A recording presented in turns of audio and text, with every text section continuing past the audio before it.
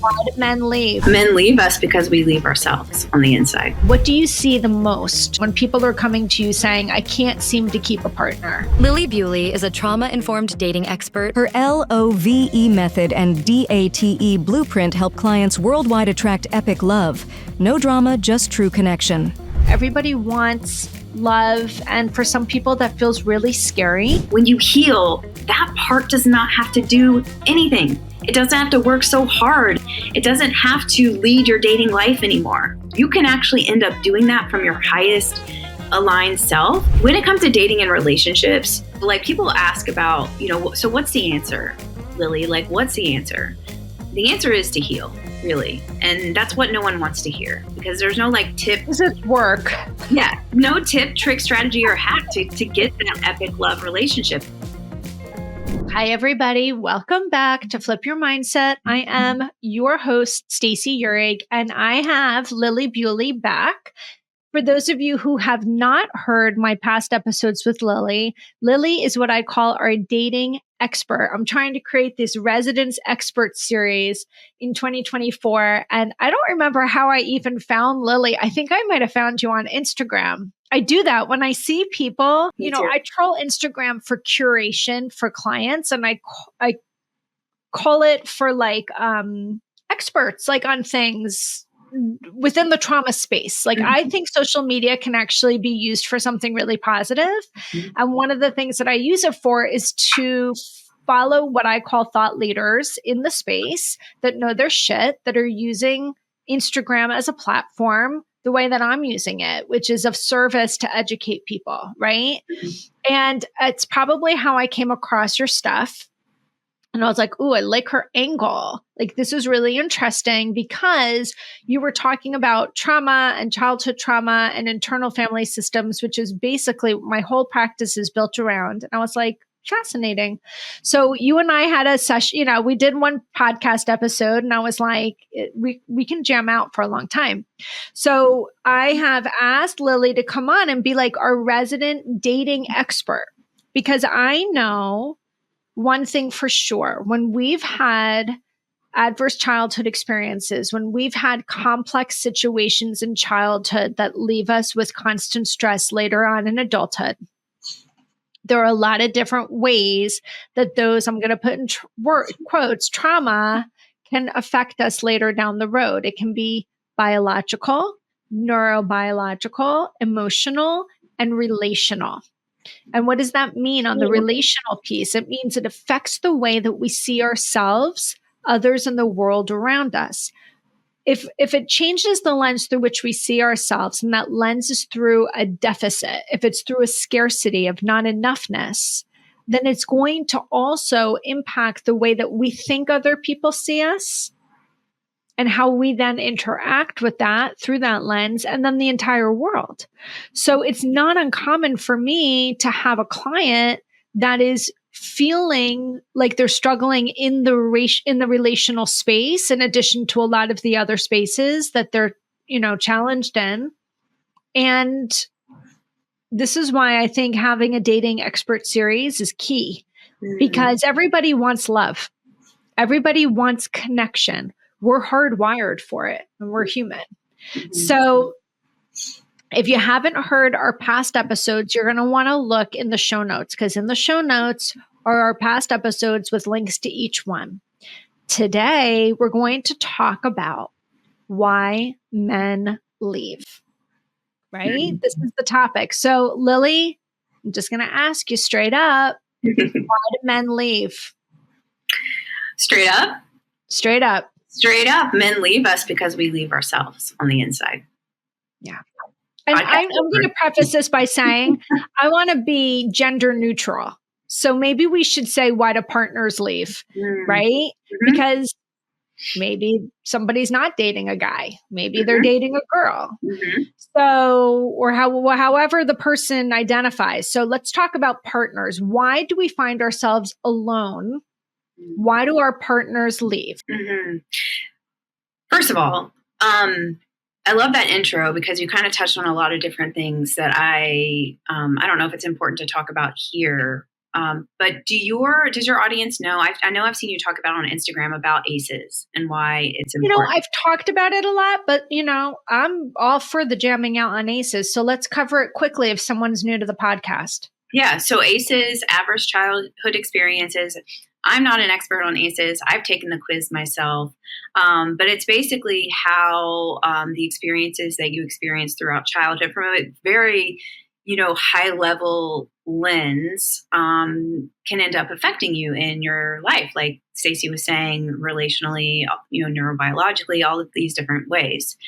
And it's a very quick way that you can assess and this isn't really for blame or for shame, but it's more of an assessment about, okay, like really all of this stuff that's happening that really I don't like in my life. It maybe really doesn't have anything a lot to do with me. It's about what happened to me, especially when I was younger. And it's a really quick, assessment, 10 questions. And the higher the score, the more likely that you are going to see relational problems, different physical problems, even different coping mechanisms. Like for me, I coped with food and with men. Go figure.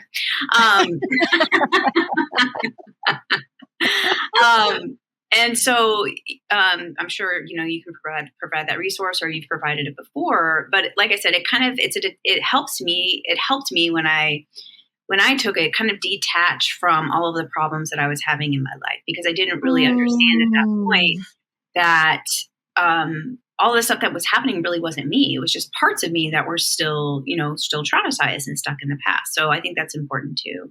All right. So let's cover that on a wider spectrum. So for people who have never listened to me before, don't know anything about ACEs, it's a study that was done by the CDC and Kaiser Permanente in the 90s. And what they were trying to see is if there was a correlation to the environment that you grew up in, to your health, and the way that you navigate the world. So think about it. Every single person that got this 10-question survey was entering either an ER setting or a free clinic.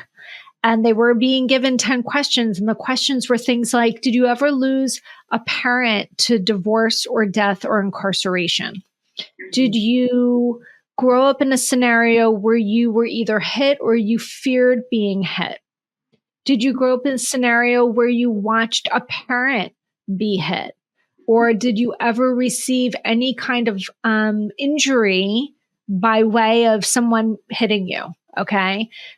Some of the other questions are, did you have a parent that was a substance user? Did you have a parent that was a substance user to the extreme that if in a case of emergency, you would not be able to be helped? You couldn't get to the hospital or you couldn't get to school or whatever. So there were these very specific questions that were really geared towards what's happening inside your home, what's happening in the space where you're supposed to be feeling cared for, nurtured, safe, loved, secure.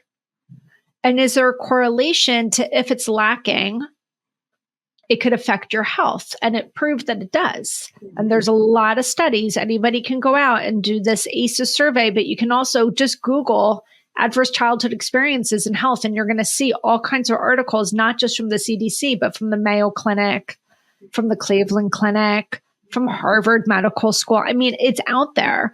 And, as we know, as trauma specialists, it's not just our health. We see increased changes in our neurobiology. We see increased changes in ADHD diagnoses. We also see challenges in relationship, right? And it can show up like, I feel it's my responsibility to make sure you're happy. I feel it's my responsibility to make sure that you're okay, because then that ensures that I'm okay. And so we change the way that we navigate in relationship based on, as Lily said, the parts of us that had to develop in service of feeling safer and more secure in an environment, because it feels like a threat to our system if we don't feel like we're going to be safe in the environment that we're growing up in. So from your dating seat, from your dating expertise seat, Lily, what do you see the most in this situation when people are coming to you saying, I can't seem to keep a partner? Well, I mean, the thing that I see the most with the women that come to me, and I do work mostly with women from a cisgender perspective, women seeking men, but the healing really is all the same. And the thing I see most right now is women that have done a lot of the work, that have gone to therapy, that have coaching, that know, and this is where it kind of gets a little bit gray when it comes to something like ACEs or something like knowing your attachment style or something like, knowing all of this information about why you are the way you are. But knowing is not enough when it comes to changing the actions and behaviors and beliefs of those different parts of you. So that's where like the deeper level of healing comes in. And that's the same for dating. Like Stacey, you mentioned about, so the theme today is about why people leave you.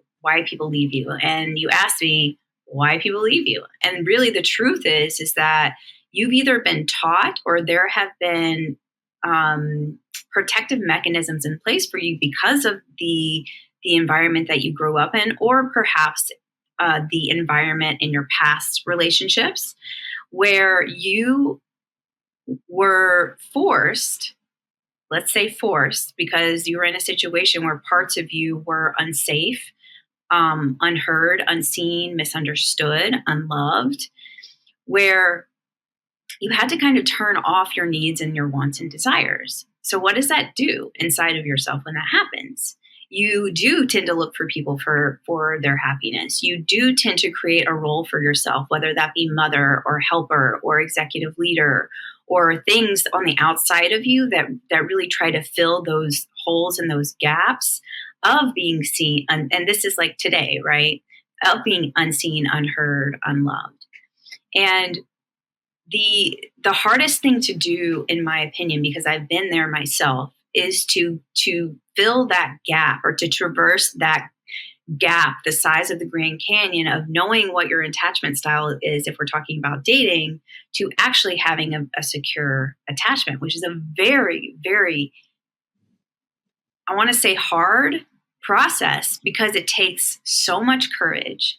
It takes so much leaning in to putting yourself first in healing. It takes so much healing on the perfectionism that you have perfected to get to where you are today. It takes so much healing about the parts of you that really want to control, because that's the way that you have gotten to where you are. But the thing is that gap, the size of the Grand Canyon, is, like I said, is really one of the hardest things to do, especially when it comes to dating, because you know in your head what it is that you want. And basically it's like everything that was bad about the last relationship, right?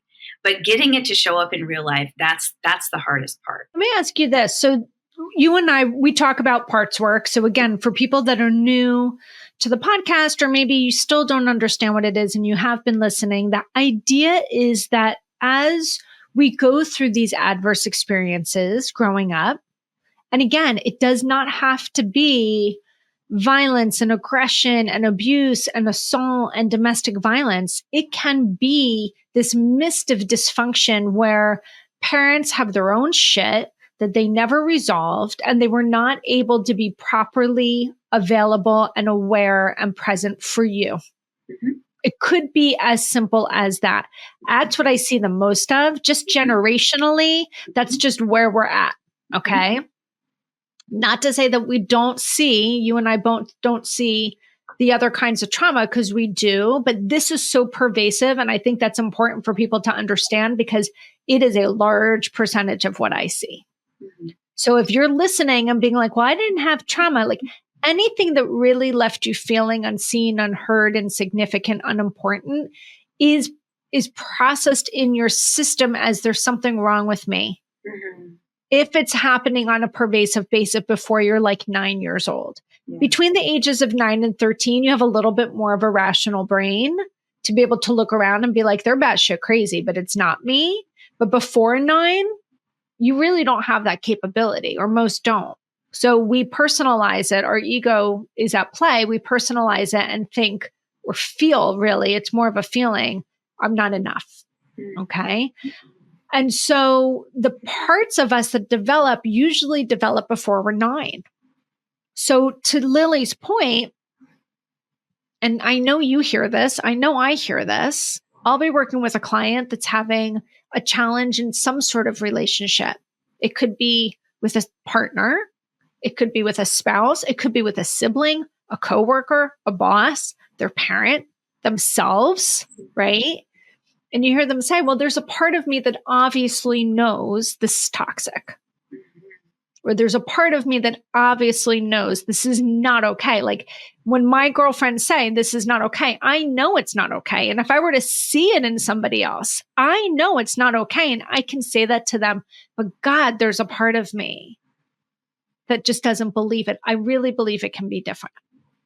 And that's where the work comes in, because that part of you, the one that's in conflict with the rational part, is likely not the age of you. It is likely 6, 5, 4, 8, 9. It's a very young part that was developed very early that in some way, shape, or form thinks it's doing you a service by staying in this, by not letting you break free, right? So when people leave, because that's what the topic is of today, why do people leave? Do you find that people leave? Like you'll hear from your clients, you were saying man, woman. So we'll use that just as an example. Why do men leave a woman? Is it because they cannot connect with the person's true authentic self, or the part that they're connecting with they can't really seem to be in relationship with? Well, a few things. I think that was a great segue of what you talked about parts. And I hope that what you said is actually good news. Well, it is. And that's a good thing to say. So share with them why it's good news. Yeah. Because, well, I mean, first of all, if you haven't listened to the last episode that we did, it's about the dating archetypes. And the dating archetypes are all about your experience of what's happening inside of you and the behaviors that you're seeing, like attracting or saying yes to people that you know that aren't good for you, but you're still doing it. I hope that the good news is that it's not you. Like, it's not you. It wasn't me who slept with 2 men in one day and felt like shit after that, because like it was good for a minute, but then after that it wasn't good, right? The good news is it's not you. It is just a part of you that is leading the dating process. And it is a wounded part of you. And that's what we're talking about. Like going back to what Stacey said, we're talking about parts of us that came into existence because of stuff that was happening around you. Right. And so if you have overwhelming anxiety in dating, that's not you. It's just a part of you. Now, I do want to say with that information, be careful what you do with that. Because if you say inside of yourself, oh, that's just a part of me, and try to push that part away, push it down, gaslight it, mental coach it into something better, that is, for me, just talking to you on this podcast is not going to help you heal that part. But I want to be careful within the integrity of what we're doing here and talking about. That is the worst thing that you can do. But what I want to say is I want to shine a light of awareness on this, because it's not you, it's just a part of you. What that part really, really is just like screaming for you to do is to heal, is to come into new relationship with that part, is to understand it and see it and hear it the way that it has always wanted. And it helps when you are in facilitation with a therapist or a coach, because they can see it and they can facilitate that conversation with you. Like it's a mediator, basically. Like I act as a mediator. I don't know what you do in your session, Stacey, but I act as a mediator between your highest self and your part. And let me say this too. If you are still seeing the patterns that you do not want to see in dating and relationship, it is not you, it's a part of you. And if you could have healed this or changed this on your own, you would have already done it, right? That would have already. Amen. Okay. I'm going to put you on the spot. So if you want to roll with this, roll with it. If you say, nah, then we'll just move forward. But you want to, because people don't really understand parts work until they do, but they don't, right? Until you are working with someone that does this. And then we spend some time in a session talking about how it works. But can we role play it for just a second? Sure. If I were to say you came to me, because you just mentioned this. Say you came to me as a client and you walk into my office and I was like, hey, so catch me up. What's going on? And you're like, holy shit, I slept with 2 guys on the same day. What is wrong with me? Shame storm. And we hear these things. So would you be willing to show someone how this works? Like, assuming you came into my office. I will, but I want to put an asterisk and a caveat to this. Yes. Because of the integrity that I do with my clients, this is not going to help you. This is not a session. Yeah. So let's say that. That's number 1. Number 2 is I've identified 4 different elements, and I'm sure I know you, Stacey, like I'm sure you're on board with this. The 4 different elements that will heal you enough to get to that next level, to wherever you want to go, are these things: consistency, repetition, and support over a period of time. So basically what I'm trying to say is that, like, you can do this and you can listen, and I want to encourage whoever's listening that this is what happens and what it looks like, but this is not it.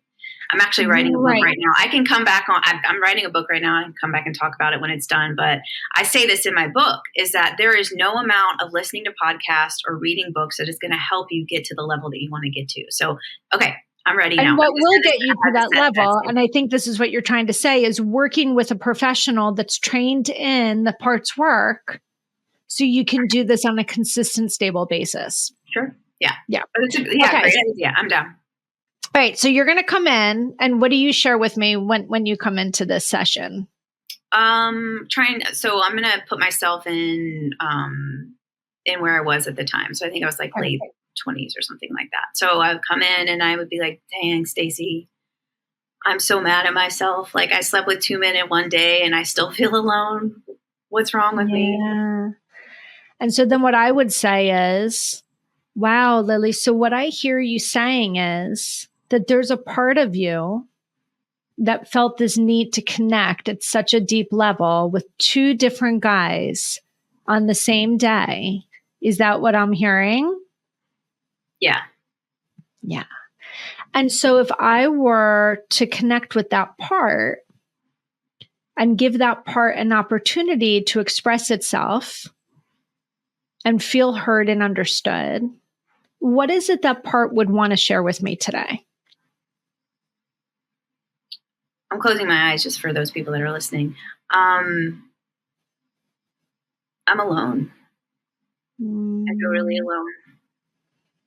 So what I hear you saying is that you feel very, very alone. This part knows that you're feeling very alone. And so by connecting with these 2 guys in the way that you did on that day, what was that part trying to do for you? What was its benevolent role at that time? I'm not sure. Okay. So when you know this part is present in your system, how do you know that it's present? What's going on within your system, within your nervous system, where this feels like this is what it is that you would like to do? I don't know. I feel numb and I don't really feel like myself. So what I hear is that this part is really present. You're feeling slightly disconnected from your self energy. And is it possible that this part recognized this numb feeling and was trying to help you feel something? Yeah, could be. Could be. Like I said, it doesn't feel like me. It feels, doesn't feel like me. An outer body experience a little bit. Kind of, yeah. Yeah. So is it possible that you just feel so disconnected from your self energy, which is really rooted in connectedness and self-compassion, that you were so far removed from that there was a part of you that was like, wow, she's very distant And that's going to leave her even feeling more alone. And I'm going to do whatever it takes to never allow her to feel that alone. And so even if it's this quick, random transactional connection, it's going to help her. Yeah. So is it good for you to be able to see that this is not Lily from her self energy making these kinds of decisions, but rather a part of you that's trying to show up in your benefit? Yeah, I'm not quite sure how she benefits though, but it's definitely not me. Definitely, I feel like myself. I don't even know who I am. Yeah. But I don't know about the benevolent. Well, if you remember all the work we've done in our sessions, one thing I always try to make sure people understand is that all parts think that they're doing us a favor because there's no bad parts. Okay. So I'm going to end the scene there, guys. I just wanted to end scene, cut, but I just wanted to give a sense of when we're talking about parts work, and that was like so superficial level. Like there's a lot more that I would say and do. Like I would have them identify the part. I would have them identify the self energy.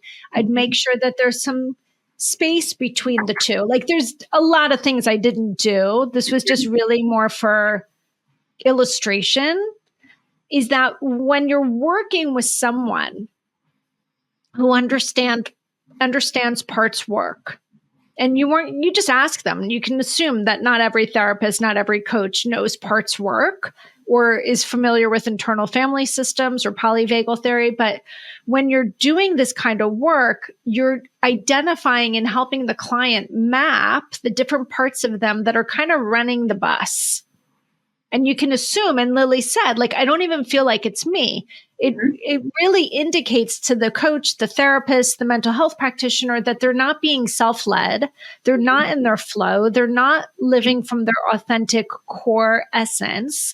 And that this wounded part of them is trying to protect them from a wound that's unhealed, which usually is an emotion, right? So maybe in this case, loneliness or feeling alone or not feeling able to connect with people.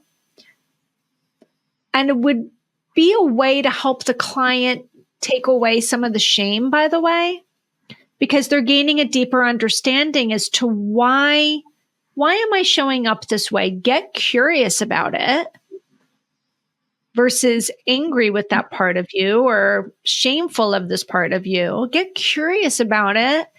And get curious within yourself and then do that work, like Lily said, on a consistent, frequent basis to gain a better connection with this part. We are never trying to get rid of the part. We're trying to get in greater harmony with all of our parts inside of our system so we can actually live the life we want to lead. Yeah. Yeah. And thank you for taking me through that. A couple things about the whole, this idea of parts. By the way, I feel like we should talk about it today or I don't know, have another episode about parts. But, the theme today is about why do people leave us? Why do people leave us?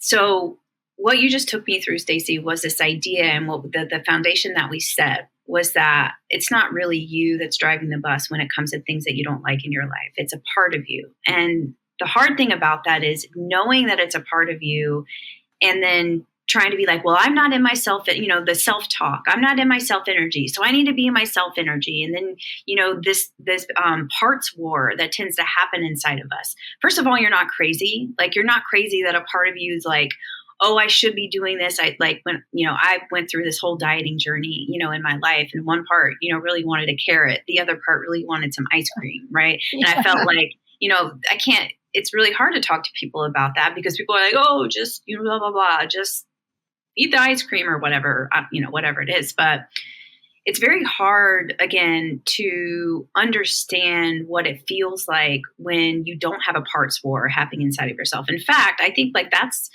if we're talking about from a nervous system perspective, anxiety, overwhelm, overthinking, all is a consequence of all of these parts speaking up inside of ourselves. And by the way, 100%.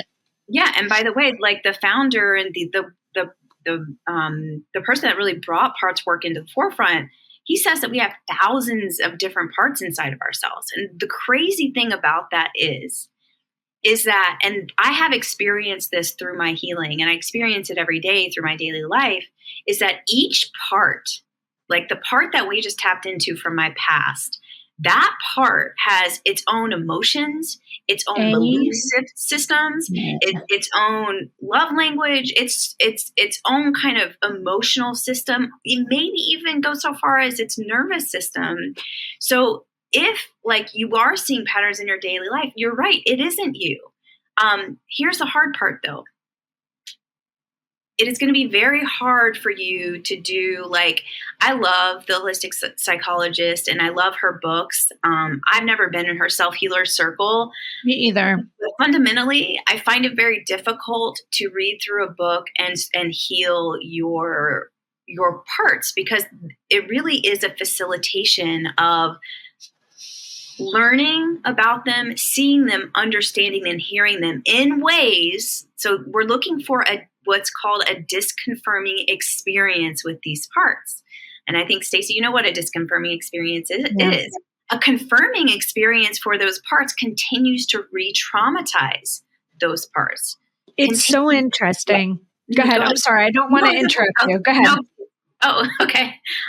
What they're really looking for is a disconfirming experiences. So we set the stage here about ACEs, which is about how those parts formed, what those parts were missing, which is how they are showing up in your life today, and then the healing, which is the ability to create disconfirming experiences inside of ourselves. So how can we see and hear and understand and love those parts of us, so that our actions and behaviors and thoughts and beliefs are all kind of one system? I always call it, like, inside of myself, it feels like that all of my parts are on the same path and the same journey, rather than them like going off in all. They're in harmony. Yeah, in harmony, great word. Alignment people use, like whatever word you want to use. For me, it feels like that everyone is just walking down the same path or committed to the same path. So it's important for people to understand.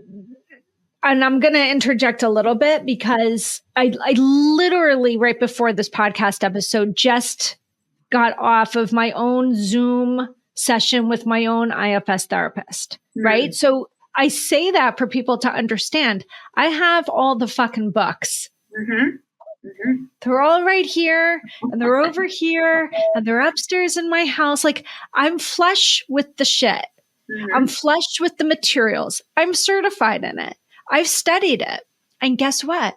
I still have my own IFS therapist, because what Lily was saying and what's so true is we need someone to guide us on our journey to become in alignment with our parts, because the parts, and you said it well, and this is exactly what I was bringing up in my session with my own therapist today, which is when this part is activated in my system, it is the only time I have this sensation happening in my system. Other things that are stressful in my life that require other parts, this particular activation from throat to stomach does not occur. The only time I get this very specific, unique reaction in my body, which I called anxiety forever, which I don't call anxiety anymore, it's just a sensation, only happens with regards to this particular part. When this protector warrior shows up, my whole system is flooded with this sensation. I can be in a lot of other stressful environments and I don't feel it. And what I said to my therapist, it's like, you have specific ringtones for people. Nice. This particular part, has such a sensation in my body. It's like its own ringtone. It starts in my throat. It literally drops in a nanosecond to the bottom part of my gut. Then it bounces up right until my diaphragm. And then my whole chest just rumbles. And it happens all in such a split second. And I know it's present. Mm-hmm. Now, what I also know is that it thinks it's supposed to be there. Mm-hmm. There's something that's indicating to this part that I should be called up in the front of the line for the war, right? That's the way that my system rolls. And what I've been trying to dialogue with my part is, what is it that you think you're trying to protect me from? What are you burdened with? What is the role that you feel burdened with? I listen internally, or I get that therapist to try to guide me to the answer. That's really the work with the therapist. And then when my part feels heard and understood, the sensation dissipates. Mm-hmm. It softens. It goes away. And this part is so old. This part's like 11 years old. I'm 52. Mm-hmm. It's over 40 years old. That I've basically gotten to the point that I'm like, dude, take a fucking break. Like, you've earned your keep. You are awesome. In the last 5 years, you have absolutely had to come out of retirement and get to the front of the line and be the general of my entire system because I required it. But that war is over. And I would like you to just go find a lounge chair and chill the fuck out. Mm-hmm. And when I need you, I swear to you, I will call you. Okay. So I, as my own IFS coach, am doing this kind of work. So how does that look in dating? I know I have clients, and I'm sure you have clients too, Lily, that will say this exact phrase to me. The moment I even think about opening a dating app, I want to vomit. The moment I even think about giving a guy my number, or if I'm getting ready to go on a date, I want to vomit. I'm ready to sabotage it. I'm ready to call it off. I will find a way to get out of it. Mm-hmm. Why am I not? I want to be with someone. These are the parts. I want the connection. Mm-hmm. I actually want a companion. But then there's this other part of me that feels like it literally wants to vomit. What is going on? Mm-hmm. And we will then, within each person is unique, figure out, well, what is that part? Try to give it a voice and try to dialogue with it in such a way that maybe it can express why it's so afraid of letting this person connect. And that's really what it is. They're trying to protect you from the connection because perhaps at some point you got really hurt. Now, to the point of our episode, which is, why does my partner leave? Why do men leave? Why do women leave? It's important to think about, how do you show up in your relationships? And it is a little bit of responsibility of like, what could I have done differently? How it's not to put blame on anyone, right? Mm-hmm. But it's to understand how we're navigating relationships as a whole. Is that fair to say? Yeah, fair to say. Fair to say. I have something to add too about what you were just saying, which was, these scenarios that you're talking about that you've heard, I want to throw up. I don't want to do this. Dating apps suck. Not only, I agree, I always say every part has a purpose. Every part has a purpose. Absolutely. Every part has a purpose. Yes, that part may want to connect you from connection, but here's one level deeper. That part wants to connect or wants to protect you from things that it has seen you do in the past, which is endure relationships that you should not have been in, that you are not seen, heard, understood. Most women stay in relationships way too long. It's trying to protect you from being inauthentic. Like, our parts know, if our parts are, think about this, if our parts are, let's say, before age 7 or before age 9, just like any other child on this planet, their first knowledge about you isn't what you look like. It's about who you are, because those vibes, and there's been studies out there. It's how a person makes you feel. It's how a person makes you feel. There have been studies out there that within a nanosecond, our nervous systems can recognize whether someone is being authentic or not without any words said. So if you think about that as it relates to children, and if you go one layer deeper and assume that your parts are basically little children inside of your body, then your parts have seen you for good reason, because of the shit that's happened to you in the past, but they have seen you time and time again choose people, choose behaviors that lead to pushing them down to be more alone, self-sacrifice, pain, hurt, abuse, abandonment, and gaslighting inside of ourselves. So of course, those parts don't want you to go on these dates because there is a huge level of vulnerability that is opening you up to, or opening parts of you up to more pain, more hurt, more shame, self-sacrifice, self-abandonment, gaslighting on the inside of us. So beautifully stated. And as you're saying it, I'm like, and what that part then sends the message is, it's just easier to be alone. And we hear our clients say that, part of me just wants to be alone. Part of me is totally okay with being alone. I mean, how many times have we heard this? Part of me is like, you know what? Being alone's not so bad. Of course. But yet there's this part of me that then really would like a companion, and so we see this. They call it a polarization, right? Mm-hmm. This conflict of parts within ourselves, but you could not have expressed that more eloquently.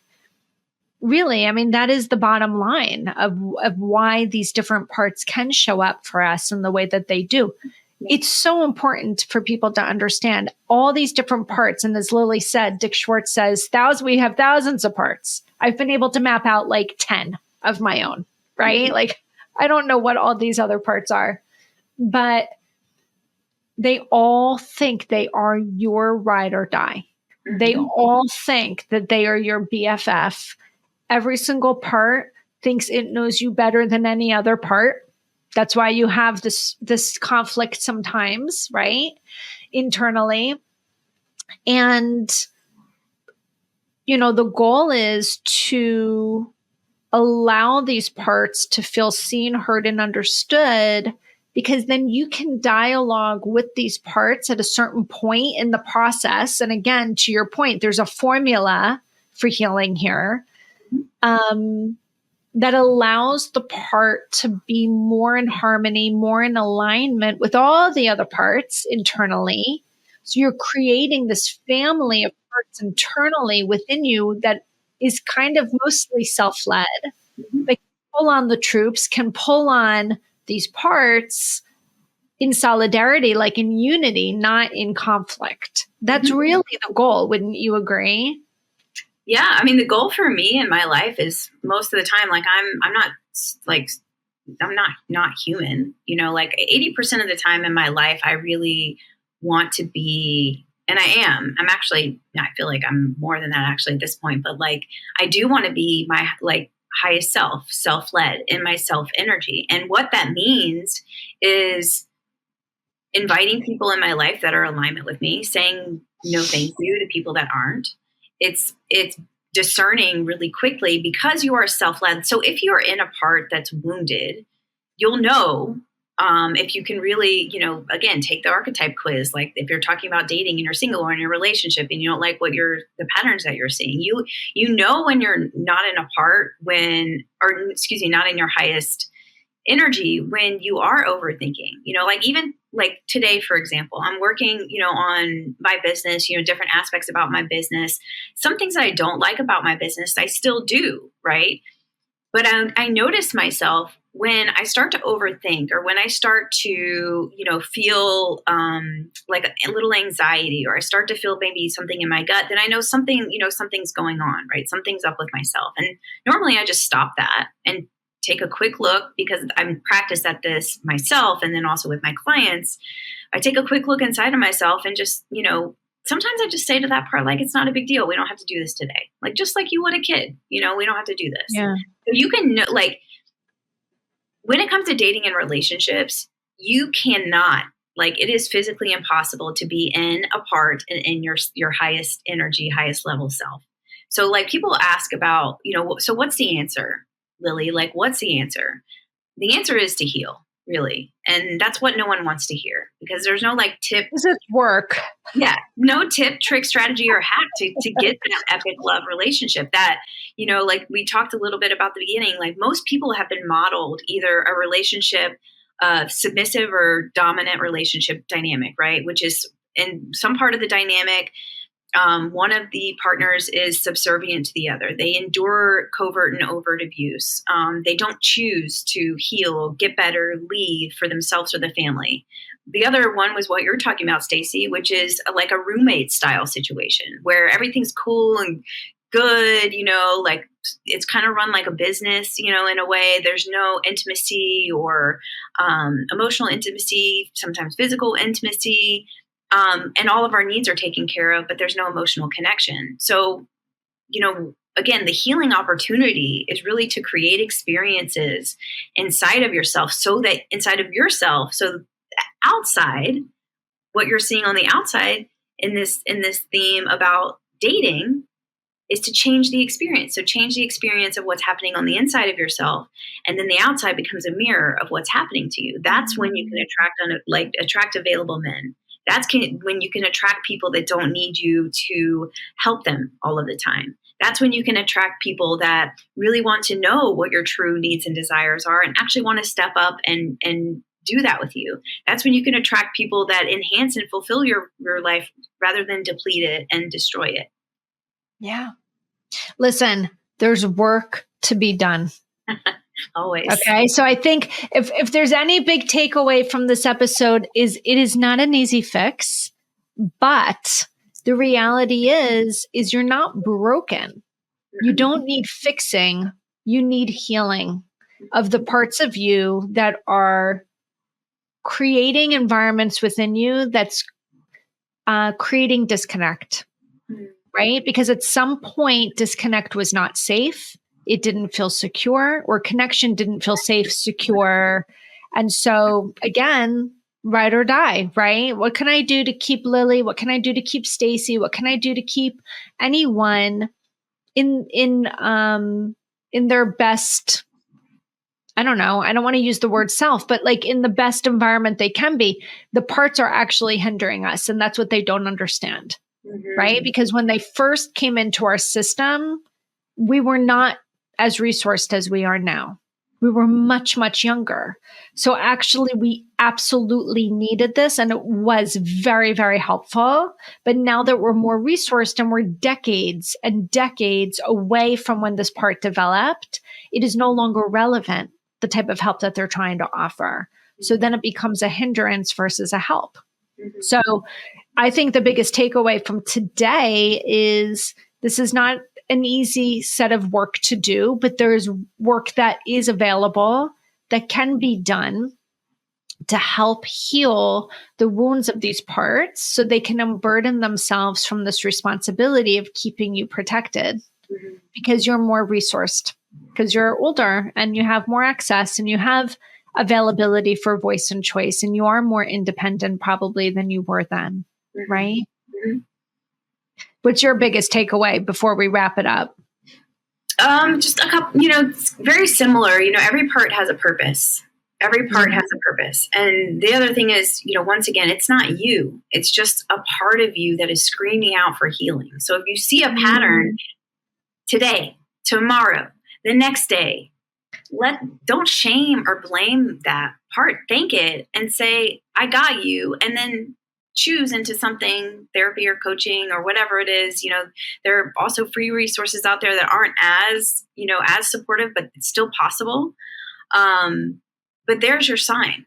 If you're looking for a sign, there it is. It's not you. It's just a part of you that's really wanting you to heal. Because here's the good thing. When you heal, that part does not have to do anything. It doesn't have to work so hard. It doesn't have to, like Stacey says, carry that burden. It doesn't have to lead your dating life anymore. You can actually end up doing that from your highest aligned self. And it's so much easier. That's what we're talking about, changing the experience. It's a perfect way to end it. So guys, we'll be coming back again.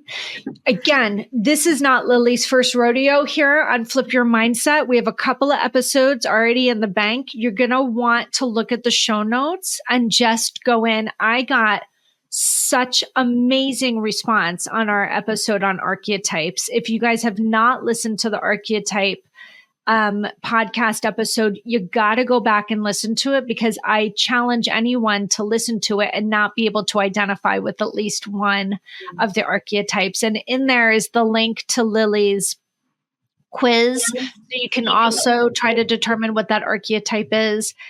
It will not be the last time we see Lily. Lily, thank you so much always for blessing us with your knowledge. It's just incredible to be able to bring this kind of information to our listeners, because everybody wants connection. Everybody wants love. Everybody wants companionship. And for some people that feels really scary.